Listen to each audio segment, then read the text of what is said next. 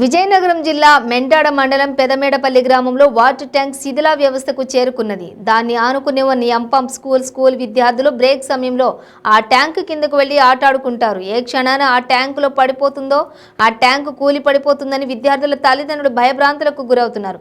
అధికారులకు ఎన్నిసార్లు ఫిర్యాదు చేసినా ఎవరూ పట్టించుకోవడం లేదని విద్యార్థుల తల్లిదండ్రులు ఆవేదన వ్యక్తం చేస్తున్నారు. 95 న్యూస్ ఛానల్ ద్వారా అధికారులకు తెలియజేయవలసిందిగా తల్లిదండ్రులు కోరుకుంటున్నారు.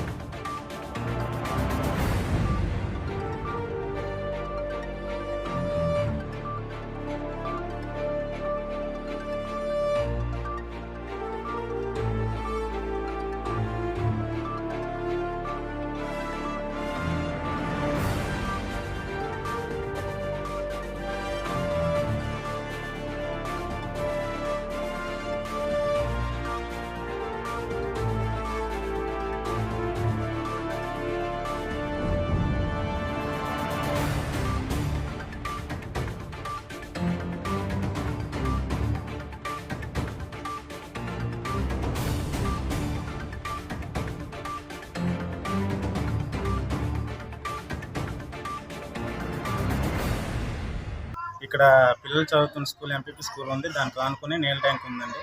అది శిథిలావస్థకు వచ్చింది. ప్రజెంట్ ఎవరు కూడా అధికారులు వచ్చి ఇక్కడ పట్టించుకోవట్లేదు. దాన్ని కొంచెం బాగు చేయాలి. అది కూడా ఇంటర్వెల్ టైంలో పిల్లలందరూ దాని కిందకి వెళ్ళి ఆడుతున్నారు.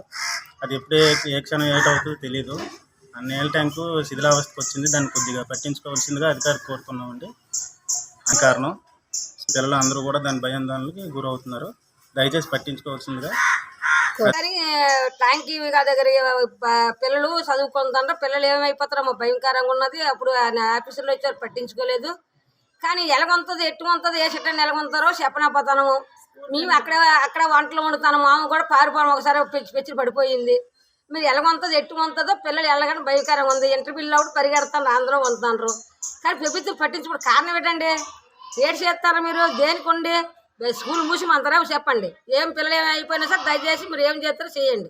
ఇంటర్వ్యూలు ఇచ్చిన వెంటనే 10:30 ఇంటర్వ్యూలు ఇస్తాను, అది అదిలోకి వెళ్ళిపోతాను. పెచ్చి పడిపోతుంది. అప్పుడు ఒకసారి వచ్చారు, పట్టించుకోలేదు. ఇదిగా అన్నారు, అదిగా అన్నారు, సరే మాయమైపోయినారు. ఇప్పుడు కూడా లేదు. దయచేసి ఏం చేస్తారో ఒకసారి మీరు వచ్చి చూడండి. ఎలాగుందో, ఎట్టుకుందో. పక్కన ఉన్నా మాకు భయం వేసేస్తుంది. పిల్లలు ఏమైపోతారని. మా ఎలా చచ్చిన పూసి లేదు. పిల్లలు